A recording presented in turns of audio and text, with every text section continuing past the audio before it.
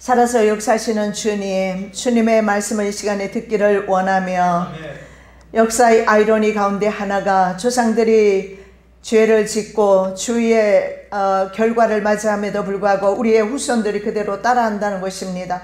아버지 하나님, 이 시간에 우리는 성경에서 경고받고 바른 길 가기를 원하며 우상 섬기지 아니하기를 원하며 배도하지 아니하기를 원하며 마음을 눈을 딴 곳에 두지 아니하기를 원합니다.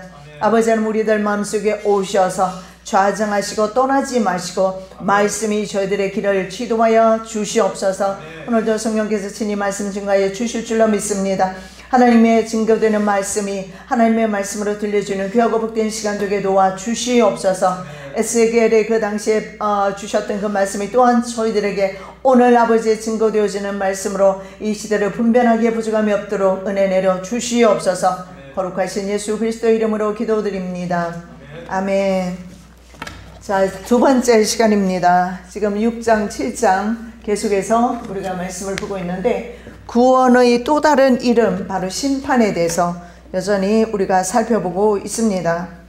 오늘은 8절부터 14절 말씀까지인데 먼저 6장 8절에서 10절의 내용은 파멸받은 사람들이 그제서 하나님을 인식하는 것이 오늘 본문에 나와 있습니다. 심판 중에도 하나님의 자비가 나타납니다. 바로 이스라엘 백성들은 심판을 피할 길이 없게 됩니다. 늘 제가 자주 말씀드리지만 하나님의 진노의 손이 금방 내려오지는 내려올 경우에는 쉽게 또한 거두어 가시질 않는다. 왜냐하면 우리에게는 죄의 성향과 성격들이 있어서 그 죄에 지은 날수만큼 우리의 성품 변화가 또한 일어나야 되는 그런 시간들이 필요합니다. 30년, 50년 살면서 많은 불순종의 죄들이 있는데 그것을 여과 없이 그대로 살아오다 보니까 그것이 삶의 패턴이 되고 삶의 양식이 되어서 그 삶의 양식을 바꾸는 데 있어서 세월이 또 필요하다는 거예요. 어쩌면 사람의 인생이 70년에 거의 끝났을 텐데 과거에는 이스라엘 백성들이 징계받는 기간이 70년이었다는 거. 정말 중요한 우리에게 주시는 교훈의 말씀이에요. 오늘 아마 제가 이 시간에 또 설교를 해도 설교를 하나보다 그리고 또 우리는 그 설교를 듣고 넘어갈 수도 있습니다. 그러나 오늘 우리는 에스겔을 통해서 중차대한 말씀을 하고 있어요. 그것은 죄를 짓고 심판받는 데까지 기어코 가지는 말라라는 것입니다. 그런데 오늘 6절에서 8절에서 10절은 결국은 파멸을 당하게 되고 파멸한 후에서야 하나님이 누구신가 인식하게 된다는 것. 자, 심판 중에도 하나님의 자비가 나타나고 있습니다. 바로 남아있는 자들에 대한 것입니다. 자, 8절. 그러나 너희가 열방에 흩어질 때에 내가 너희 중에서 칼을 피하여 이방 중에 남아있는 자가 있게 할지라. 하나님의 은혜는 심판 중에도 있다는 사실을 볼 수가 있습니다. 자, 그들이 열방에 흩어지면서 그 중에 남는 자가 있게 될 것이다. 이 내용은요, 5장 1절과 1절에서 4절의 내용을 반영하고 있습니다. 자, 5장 1절에서 4절의 내용은 뭐냐면 바로 머리털과 수염을 깎아서 에스겔이 3분의 1씩 나누기를 시작하는 거죠. 그래서 3분의 1은 불사르고 3분의 1은 칼로 치고 3분의 1은 바람에 흩어버립니다. 이 과정 속에서 보호받는 사람들이 있습니다. 자, 5장 3절입니다. 너는 토록 중에서 조금을 가져 내 옷자락에 싸고. 이 조금이 바로 조금을 옷자락에 싸게 됩니다. 이 옷자락에 싸게 되는 사람들이 보호받는 무리라는 것입니다. 자, 이방 민족 중에 남겨지는 사람들입니다. 이 사람들은 우리가 생각했을 때 심판을 받지 않는 사람인가 그렇게 생각할 수 있습니다. 그러나 심판받지 않은 사람이 아니라 동일하게 심판을 받습니다. 동일하게 심판을 받는데 거기에서 정결하게 하는 과정을 통해서 또한 남는 사람들이에요. 그 중에서도 보존받는 사람들입니다. 이 말씀이 또한 마지막 종말의 때에도 나타난다는 사실을 볼 수가 있어요. 계시록 20장에 나와 있습니다. 예수의 증거와 하나님의 말씀을 인하여 목배임을 받은 자의 영혼들과 또 짐승과 그의 우상에게 경배하지도 아니하고 이마와 손에 그의 표를 받지도 아니한 자들이 살아서 그리스도로 더불어 1000년 동안 왕노릇하니. 사드락과 메삭과 아벳느고는 이렇게 말합니다. 하나님께서 우리를 당신의 손에서 건지시겠지만 그리하지 아니하실지라도 우리는 당신과 당신의 신상에게 절하지 아니할 줄을 아소서. 그들의 생명이 보존되었다는 사실을 볼 수가 있습니다. 예수 안에서 죽고자 할 때 살아났던 그런 역사가 바로 오늘 성경 본문에서도 나오고 앞으로 또한 우리들에게 있어질 일들이죠. 자, 목배임을 받는 사람들이 있는가 하면 이렇게 표받지도 않고 우상에게 절하지도 않고 이런 사람들이 남아있어서 끝까지 하나님의 살아계심을 증거하는 증인들이 있다라는 거예요. 그러한 증인들 되시는 은혜가 있으시기를 예수님의 이름으로 축복합니다. 자, 이방 민족 중에 남겨진 사람들이죠. 이방 민족 중에 하나님의 심판은요 칼의 그 살육에 목적이 있지 않다라는 겁니다. 부득불 칼을 사용할 수밖에 없습니다. 왜냐하면 칼 맞아 죽고라도 구원을 받을 수 있다면 유익할 것입니다. 전 그렇게 생각합니다. 그리고 하나님의 교훈을 받지 않고 하나님의 심판을 받지 않아서 교훈을 받지 못해서 징계를 받지 못해서 그 사람의 영혼이 지옥에 떨어진다면 말입니다. 칼에 맞아서 이방인의 칼에 맞아 죽거나 아니면 포로가 되거나 하더라도 그것이 낫다라는 겁니다. 왜냐하면 더러워진 영혼이 정결하게 되기 때문에 그렇습니다. 자, 하나님께서는 범죄한 모든 사람들을 바로 죽이지 않습니다. 열방과 이방인의 포로 중에 남겨두기도 하시는데 칼에 죽지 않고 살아남은 사람들은 이 사람들이 하나님의 일하심을 기억하는 사람이 된다라는 겁니다. 하나님의 일하심을 기억하면서 이제 남은 시간은 바로 증인의 사명을 감당하는 것입니다. 너희 중 피한 자가 사로잡혀 이방인 중에 있어서 나를 기억하되 그들이 음란한 마음으로 나를 떠나고 음란한 눈으로 우상을 섬겨 나로 근심케 한 것을 기억하고 스스로 한탄하리니 이는 그 모든 가증한 일로 악을 행하였습니다. 그때야 그들이 나를 여호와인 줄 알리라. 내가 이런 재앙을 그들에게 내리겠다 한 말이 헛되지 아니하리라. 증인이 있어야 합니다. 분명히 에스겔을 통해서 말씀을 했고 에레미야 선지자, 이사야 선지자를 통해서 훨씬 전부터 패망하기 120년 전부터 이스라엘에 대해서 남유다에 대해서 계속 경고했습니다. 그런데 그들이 듣지 않았고 그때가 되어서 하나님의 그 심판의 때가 되어서 그들은 징계를 받을 수밖에 없었습니다. 다니엘서 9장에 보면 다니엘이 조상의 죄와 그리고 이스라엘의 죄와 자신의 죄 그리고 이스라엘 산에 대한 이스라엘 산은 바로 산당들이 있었기 때문에 그렇습니다. 그 죄를 다니엘이 짊어지고 하나님 앞에 기도하는 것을 봅니다. 바로 이들이 남은 자들이에요. 이들은 바로 믿음을 지키는 자들이었습니다. 사드락과 메삭과 아벳느고 같은 에스겔 선지자와 같은 다니엘 선지자와 같은 사람들이 남아있어서 하나님의 살아계심을 이방인 가운데서도 하나님이 약해서 이스라엘이 포로된 것이 아니라 그들의 죄 때문에 포로로 보내셨다라는 사실을 그것을 증거하는 사명을 그들은 가졌던 것입니다. 자, 하나님의 언약을 그때서야 비로소 기억하게 됩니다. 이 언약이라는 것은요 베리트라는 단어를 쓰는데 베리트는 뭐냐면 계약이란 뜻이에요. 계약이라는 뜻인데 베리트가 뭐냐면 자르다라는 의미가 있는데 창세기 15장의 말씀에 보면 짐승들을 두 개로 쪼개는 것을 보게 됩니다. 그 짐승 사이로 타는 횃불만 지나가죠. 아브라함이 쪼갠 고기 사이로 자르다입니다. 이것이 뭐냐면 바로 계약은요 책임이 따른다는 사실입니다. 동물을 자르고 그리고 동물 사이로 지나가면서 계약을 파기했을 때 파기한 사람은 그 책임을 져야 되는 거죠. 자, 이스라엘 백성은 어떤 사람입니까? 하나님의 백성이기 때문에 하나님과 계약을 맺었습니다. 그래서 그 계약을 파기한 것에 대한 책임을 지는 것입니다. 너희로 내 백성을 삼고 나는 너희 하나님이 되리니 나는 애굽 사람의 무거운 짐 밑에서 너희를 빼어낸 너희 하나님 여호와인 줄 너희가 알지라. 예, 그렇습니다. 바로 여호와의 백성 된 것은 언약 백성이 되었다는 것이에요. 예수님을 대신 이제 하나님께서 내어 주셨지만 하나님께서 백성 삼아 주신 이스라엘은 하나님과의 그 언약에서 자기네들이 순종하는 데 실패했다. 우리도 마찬가지입니다. 삶 속에서 말씀대로 우리가 참 살기가 쉽지가 않아요. 왜냐하면 내 안목과 내 마음이 내 마음대로 나를 주장을 합니다. 자, 정말 중요한 말씀 우리가 듣고 있습니다. 계약을 파기했을 때 어떤 책임을 져야 하는지 에스겔을 통해서 우리에게 말씀해 주고 있습니다. 애굽 사람의 무거운 짐 밑에서 내가 너희를 빼주었다 이렇게 말합니다. 그리고 나의 백성 삼았다. 당연히 나를 섬겨야 할 것이 아니냐. 하나님이 이렇게 에스겔 선지자를 통해서 말씀하고 있습니다. 저와 여러분은 바로 지옥 형벌로부터 빼내심을 입은 자들입니다.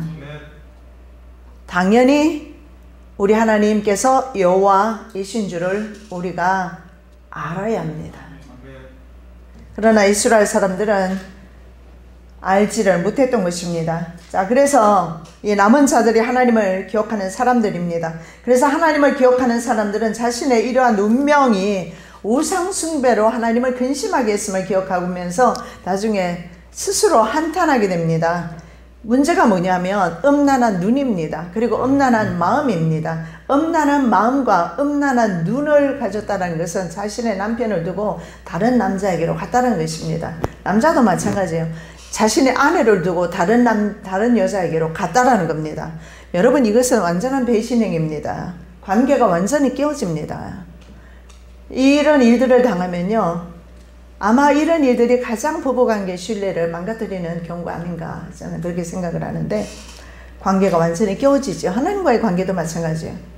바로 우상을 섬김으로 인해서 하나님과의 관계가 완전하게 부부 관계가 깨어지게 되는 것입니다. 이는 너를 지으신 자는 내 남편이라. 그 이름은 만군의 여호와시며 내 구속자는 이스라엘의 거룩한 자시라. 온 세상에 하나님이라 칭함을 받으실 것이며, 하나님이라 칭함을 받으시는 그 하나님께서 나의 남편 되시는데 만홀히 여기지 말라는 겁니다. 죄 짓지 말라는 겁니다. 세상 사랑하지 말라라고 말씀하고 있습니다. 세상 우상 섬기지 말라라고 말씀하고 있습니다. 왜냐하면 하나님이 우리의 남편이 되신다라고 말씀합니다. 그런데 아이러니하게도 말입니다. 역사의 아이러니입니다. 이거는 하나님의 존재 인식 과정이요, 환난을 통해서만 이루어져요. 정말 슬픈 일입니다. 이렇게 경고의 평화로운 방법으로 하나님의 경고의 음성이 들리지만 순종하지 않아요. 이것이 인간의 죄와 죄악 때문에 그래요. 불법 때문에 그렇습니다. 불법의 그 성격 때문에 그렇습니다. 그래서 결국은 환난을 당할 수밖에 없습니다. 알다, 한탄하다, 기억하다 세 동사 표현을 통해서 죄의 결과가 얼마나 심각한지 지금 말씀해 주고 있습니다. 기억하다, 짝가르라는 단어를 씁니다. 이방인 중에서 나를 기억하되. 자, 생각이요, 이제 다시 정신이 들기 시작했습니다. 기억을 하기 시작해요. 우리 사람은요, 감사하게도 기억할 줄 압니다. 그래서 무엇이 잘못되었는가, 그들이 이방인 중에 있을 때 기억하되, 이방인 중에 있을 때 기억하되. 하나님의 백성으로서 자기 땅에 살 때 기억하면 얼마나 좋았겠습니까? 그럼에도 불구하고 이방인 중에서라도 이 남은 자들이 이스라엘의 소망이었어요. 그 남은 자들이 없었으면 오늘날 이스라엘이 국가 독립을 하지 못했을 겁니다. 자, 이스라엘의 소망이 바로 이 남은 자들의 생각을 통해서 이제 소망이 보이기 시작합니다. 이 생각이 바로 소망으로 연결되는 거예요. 여러분, 동물과 인간이 다른 점은 생각을 좀 할 수 있다는 거예요. 여러분, 바른 생각과 바른 뜻 가운데서 하나님을 순종하시기 바랍니다. 그것만이 우리의 살 길이에요. 나의 생각과 나의 뜻은 정말 중요하지 않아요. 우리가 기도 왜 하는 것입니까? 내 생각을 버리고 하나님 뜻을 따르기 위해서 기도를 하는 것입니다. 우리는 예배도 드리고 기도도 드리지만은 항상 자기식 기도로서 끝내버립니다. 하나님의 뜻이 내게서 이루어지는 기도를 하지 아니합니다. 그래서 자기의 고집대로 그 길을 쭉 갑니다. 이스라엘 백성이 그랬던 거죠. 우리는 생각을 하면서 하루하루 기도하면서 하나님의 뜻을 헤아리는 은혜의 사람이 되시기 바랍니다. 사람의 생각이 아무리 옳아 보여도 하나님하고 생각을 하고 다를 때 하나님과 충돌이 일어나면 그때는 인간은요 뭐 박살나는 거죠. 하나님의 생각과 다를 때. 자, 한탄하다, 쿠트라는 단어를 썼는데 한탄하다 이 뜻은요 혐오하다, 배은하다, 역겨워하다 이런 뜻이에요. 생각해보니까 너무 혐오스러워요. 무엇이 혐오스러운가? 눈과 마음이 음란했던 것이 혐오스럽습니다. 하나님을 귀하게 생각하지 않고 세상을 너무 귀하게 생각하고 돈을 너무 사랑해서, 그래서 이 지경 된 것이 자기 자신을 들여다보면 너무 혐오스럽고 그리고 역겨워집니다. 그래서 그들은 그 고통 속에서 비로소 이제 그 사실을 깨닫습니다. 마음은 외부에서 들어오는 모든 자극이라든가 외부에서 들어온 모든 것들을 마음에서 그대로 수용을 하고 그리고 판단을 합니다. 그리고 이 마음이 새로운 행동을 지시를 하게 되면서 결국은 이 마음의 생각이 그대로 표출된다는 사실입니다. 그래서 히브리 사상에서 보면 이 마음은요 내면성에서 가장 중요한 것으로 인식이 되어집니다. 그래서 이 마음을 붙들어서 죽게 매는 건 그것이 얼마나 중요한지 히브리인들은 알고 있습니다. 그럼에도 불구하고 아이러니하게도 그들은 마음은 주님께 드리지 않아요. 오직 형식적인 제의만 있었습니다. 여러분 마음을 드리셔야 돼요. 마음 중심을 드리셔야 되고 그 마음은 내 멋대로 하는 마음, 제 멋대로의 마음 아닙니다. 하나님이 주장하는 마음이어야 돼요. 성령께서 주장하시는 마음이에요.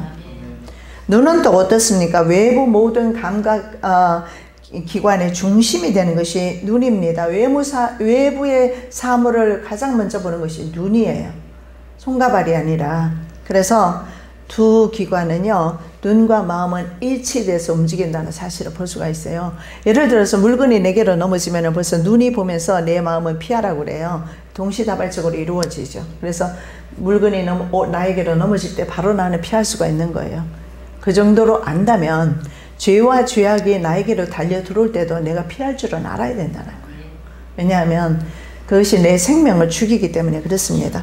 자, 그 다음에 세 번째 동사에 보면 알다라는 게 나오는데요. 이것도 제가 자주 말씀을 드렸는데 야다라는 동사를 사용하는데 이 관계적인 동사예요. 관계적인. 무슨 말입니까? 하나님과 우리 사이는 부부 사이로 관계가 형성되어야 돼요. 이 경험적인 알을 가리키는데 부부관계를 의미하는 것입니다. 부부관계의 인식은요 외부인들과의 인식과는 달라요. 부부관계는요 남들이 이해하지 못하고 알지 못하는 것까지 은밀한 것까지 아는 것이 부부관계예요. 하나님과 우리 사이가 그렇게 은밀해야 됩니다. 그래서 하나님께서 아브라함에게 뭐라고 말씀합니까? 주님께서 오신 목적에 대해서 내가 아브라함에게 내가 무엇을 숨기겠느냐? 숨기지 않겠다라고 말해요. 이것이 뭡니까? 하나님과 우리 사이의 부부 사이의 친밀함이에요. 육을 가진 사람은 고난을 경험하기 전에는 하나님을 인식하기 좀 어렵습니다. 대부분이 그래요. 고난을 경험한 후에야 온 몸으로 한 대 맞고 나면 온 몸으로 아프구나 하면서 그때부터 시작해서 내가 무엇이 잘못되었을까. 그런데도 아프긴 아픈데 여전히 그냥 알지 못하고 깨닫지 못하고 하는 미련한 자들도 없으시기를 예수님 이름으로 축복합니다. 네. 진짜 그런 사람은 미련한 사람이에요. 미련한 사람 누가 있었어요? 나발. 다윗이 자신들을 보여주는 걸 모르고 주인에게서 도망친 종으로 표현하면서 무시했다가 자기가 죽질 않습니까? 미련한 거죠. 나발. 반면에 아비가일은요 지혜로운 여인이었습니다. 지혜로운 하나님의 자녀들 되시기 바랍니다. 자, 그래서 자신의 이제 고난 후에 온몸으로 과거의 추악한 죄악을 기억하게 됩니다. 그리고 자신의 행동을 수치스럽게 생각을 합니다. 그리고 그런 고통을 주신 분이 주님이시구나, 이 깨닫는 은혜, 이것도 굉장한 것입니다. 미련한 사람은요, 이런 환난이 와도 깨닫지 못하고 쭉 그대로 갑니다. 왜냐하면 자기 고집이 워낙 세거든요. 자기 자아가 워낙 강합니다.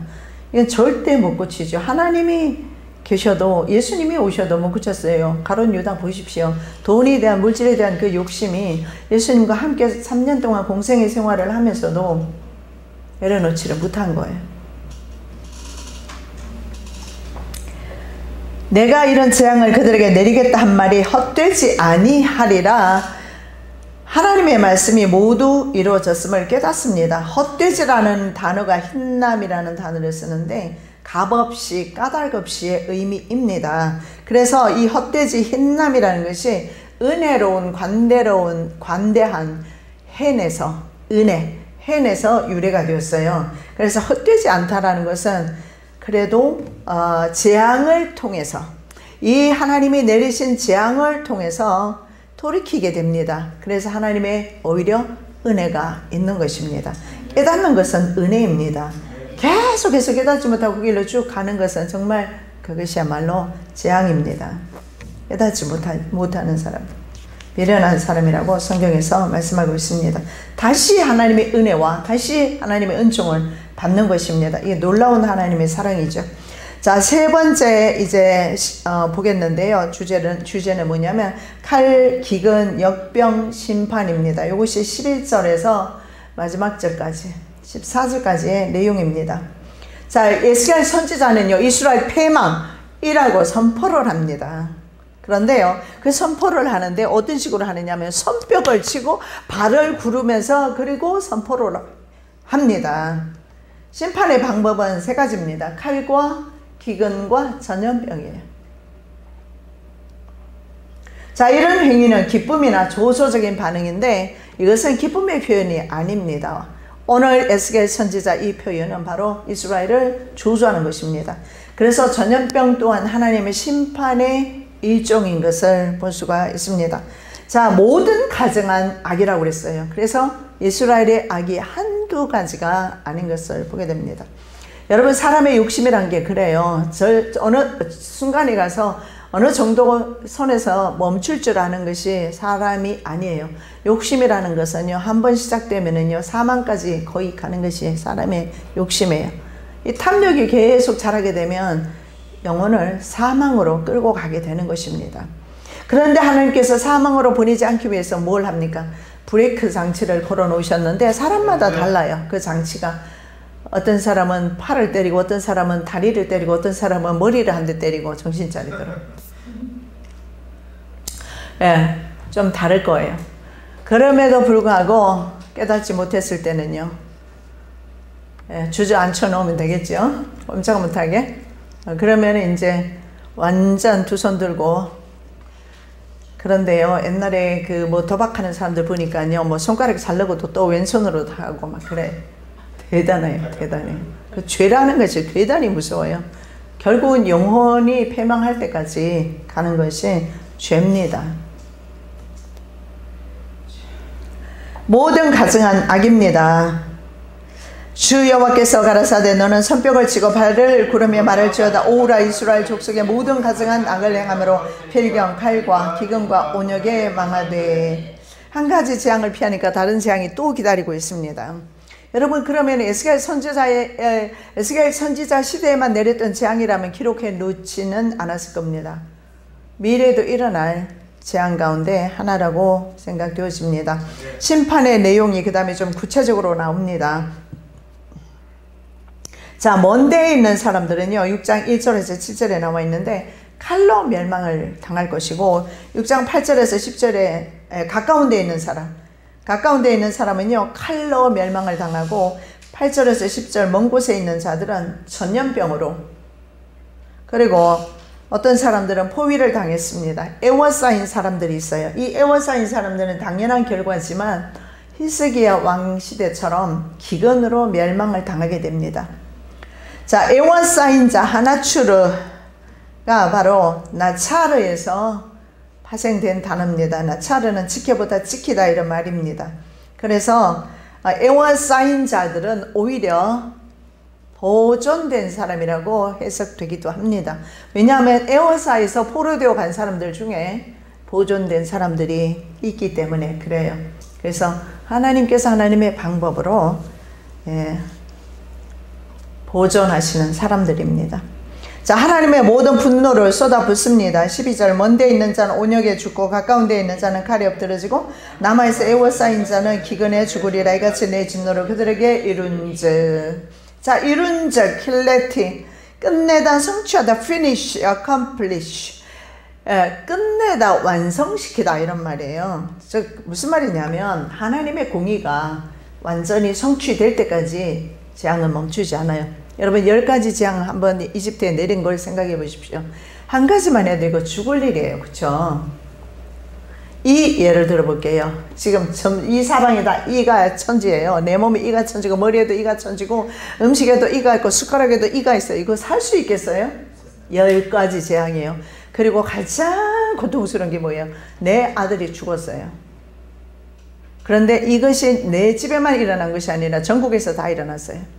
지금 코로나 바이러스로 인해서 많은 사람들이 죽어가고 있는데 죽음을 당한 그 가정들의 고통은 어떠할까요? 정말 그들을 위로해 주시라고 우리의 기도가 필요합니다.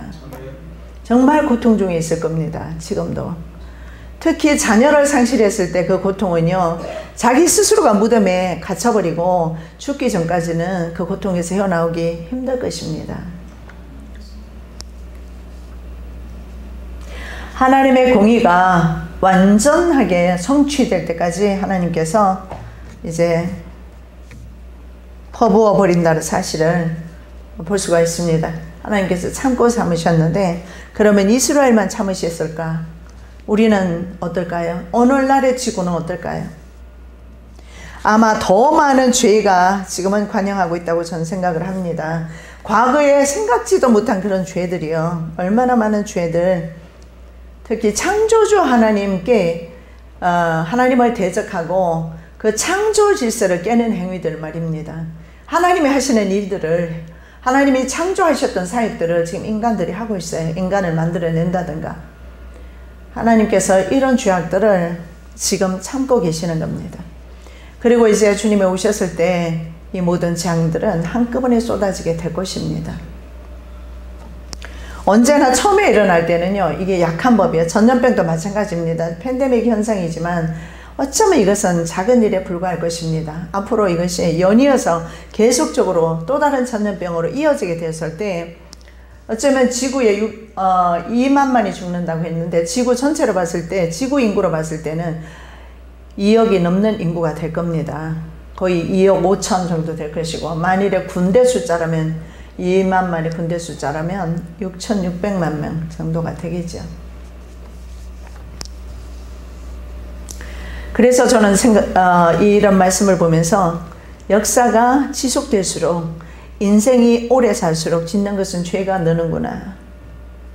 죄가 좀 더 강교해지고 그리고 교활해지면서 죄질이 더 많이 나빠진다. 선을 행하지를 못한다. 그리고 시간이 흐르면 흐를수록 계속해서 어떤 현상이 일어납니까? 하나님을 믿는 신앙은 잃어버리고 있어요. 주님의 말씀의 성취입니다. 믿는 자를 보지 못하겠다. 믿는 자가 없다라는 거예요. 자, 하나님께서는요, 백성들이 제단 사방 그리고 각 높은 고개 무성한 상수리 나무 아래서 살해당한다라고 말씀하고 있습니다. 이스라엘 전역의 산과 언덕입니다. 푸른 나무 아래, 무성한 상수리 나무 아래 전체의 시체가 여러분 시체로 덮어버리는 거예요. 얼마나 이스라엘의 패망이 완벽하게 성취가 됩니까? 이것은요, 바벨론 사람들이 하박국 선지자의 말을 들어보면 정말 바벨론 기병대가 무섭다라고 그렇게 표현하고 있습니다. 달려오는, 원방에서 달려오는 독수리의 나름과 같다. 신속하게 와서 사람들을 죽입니다. 그런데 그것이 바로 갈대아 사람들의 포악함이 아니라 하나님께서 이스라엘의 대적이 되셨기 때문에 그래요. 하나님께서 이스라엘의 원수가 되신 겁니다. 참으로 무서운 일이죠. 당할 길이 없습니다. 그래서 전 국토가 시체로 널브러져 있게 됩니다. 그래서 전 국토가 부정하게 됩니다. 그래서 이스라엘 땅이 부정하게 돼요. 그래서 정결함을 입는 세월이 몇 년이냐? 이스라엘 땅이 정결하게 되는 시간이 바로 70년입니다. 역대하 말씀에 보면 36장 말씀에 보면 70년 동안 안식하게 되니라. 그 땅이 거룩하게 다시 되는 날이 이스라엘의 죄악이 씻겨지는 날이에요. 여러분 얼마나 무서운 말입니까? 죄악된 인간이 걸어갔을 때 인간이 걸어간 그 발자국마다 다 죄가 있다라는 거예요. 전 산야가 말갛게 벗겨내듯이 황폐화되고 도시는 불에 타 황량하게 됩니다. 13절. 그 살육당한 시체가 그 우상 사이에 제단 사방에 각 높은 고개에 모든 산꼭대기에 모든 푸르나무 아래에 무성한 상수리 나무 아래 곧 그 우상에게 분향하던 곳에 있으리니 너희가 나를 여호와인 줄 알리라. 여러분 이방 산당들이 그동안에 우리가 살펴보았지만 나무숲으로 울창한 곳에 있었습니다. 왜냐하면 울창한 것은 성장과 비옥함을 상징하기 때문에 그들은 일부러 그런 곳에 산당들을 세웠습니다. 호세아 4장 13절 저희가 산 꼭대기에서 제사를 드리며 작은 산 위에서 분향하되 참나무와 버더나무와 상수류나무 아래서 하니 이는 그 나무 그늘이 아름다움이라. 이러므로 너희 딸들이 행음하며 너희 며느리들이 간음을 행하는도다.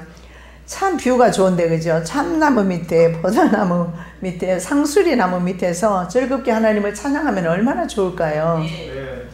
우리 예배드리고 잠깐 밖에 나가서 밖에서 과일 먹고 과자 먹고 시간 가졌는데 바람 솔솔 불고 공기 맑고 얼마나 좋아요. 하나님을 찬양하는 하나님의 창조 동산에서 인간들이 당연히 하나님을 찬양해야지 왜 다른 것을 찬양하는 겁니까? 그런데 미련한 사람들은 그 사실을 깨닫지 못하고 눈에 보이는 것을 자꾸 우상을 만들어버려요.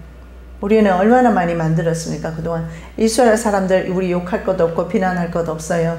나는 내 마음속에 얼마나 온갖 더러운 우상들을 그동안 끌어들여 놓고 그 우상들을 모시고 살아왔는지 우리 내면을 정말 스캔할 수 있는 MRI 시스템이라든가 이런 것이 갖춰져 있다면 그러나 하나님께서는 그렇게 하고 계신다라는 거예요. 그것이 바로 행위록이라는데 기록이 되는 거예요. 정말 더러울 것입니다. 이스라엘 백성들이 그렇게 해서 부정하게 되었고 이스라엘 백성으로 인해서 이스라엘 사람들도 부정하게 되었다. 상수리 나무는요 팔레스타인에서 굉장히 흔했던 낙엽송 테레빈 나무라고 그래요. 테레빈 35에서 거의 40피트까지 자랍니다. 사람의 키를 보통 5핏이라고 그래요. 5핏에서 6핏 정도 됩니다. 그렇다면 사람 키보다 6배 이상 큰 나무들이에요. 그러니까 딱 보기에도 우상 섬기기에 좋은 나무입니다. 우리는 그 나무를 바라보면서 하나님의 창조 동산을 하나님의 창조 사역을 생각하면서 찬양을 하지 않습니까? 찬양하는 입술이 복이 있습니다. 다윗이 골리앗을 죽였는데 그 골짜기 이름 기억나시나요? 성경 좀 부지런히 읽으시기 바랍니다. 엘라 골짜기입니다. 요 엘라 골짜기가 바로 어떤 의미냐면 상수리나무 골짜기예요. 그래서 아마 그런 이름이 붙여졌을 겁니다. 골리앗을 죽인 어쩌면 상징적이죠. 엘라 골짜기에서 골리앗을 죽인 것 상징적이에요. 바로 우상 숭배자들을 죽였다. 이렇게 보시면 되겠어요. 자, 하나님의 심판이요 이스라엘 전체에 전역에 나타나고 있습니다. 내가 내 손을 그들의 위에 펴서 그 거하는 온 땅 그 광야에서부터 디블라까지 초량하고 황무하게 하리니 그들이 나를 여호와인 줄 알리라.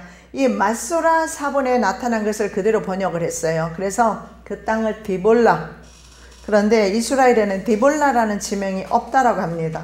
어쩌면 디볼라가 아니고 리볼라를 디볼라라고 D라고 잘못 표기하지 않았을까 오기한 것으로 모든 신학자들은 그렇게 인정을 합니다. 그런데 디볼라는 없는데 리볼라는 있어요. 리볼라. 디볼라는 없어요. 디볼라는 없고 리볼라 있는데 이 리볼라가 어디냐면 팔레스타인 북부 지역입니다. 하맛이라는 하맛이라는 지역이 있는데 하맛보다는 한 80km 정도 남쪽에 있는 오론테스 강 주변의 성읍으로 그렇게 알려져 있습니다. 자, 이 말을 왜 여기에서 사용하느냐면 바로 단에서부터 부엘세바 하면 이스라엘 북쪽 끝에서부터 남쪽 끝까지를 가리키는 거예요.